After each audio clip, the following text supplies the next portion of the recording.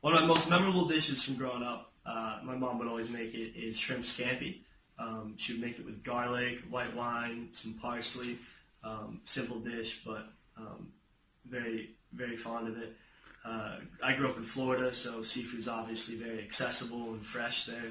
So a lot of dishes involve shrimp and different types of fish. So the first thing I was taught to cook by my mother was just a simple omelet. But I was at a very young age, so it was very satisfying being able to make my first dish on my own. And it was just simple, your typical omelet. But once I figured out how to flip it over in the pan and get it to cook nice and even, it was very satisfying. Another one of my favorite dishes that my dad always used to make is a seafood curry.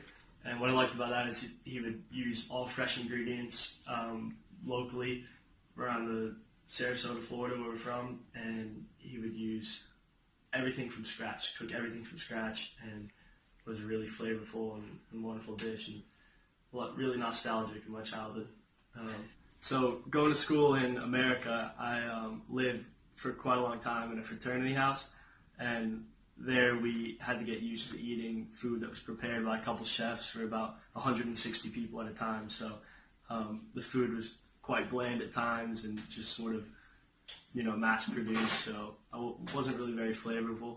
So I'm very excited to be able to start cooking on my own, where I can start preparing my own dishes and get a little more adventurous with the food. Another fun dish that my dad made a lot is sort of a English Floridian fusion. He'd make a fisherman's pie, using locally caught seafood around the state of Florida, and make it similar to a shepherd's pie. It was, a famous dish in England.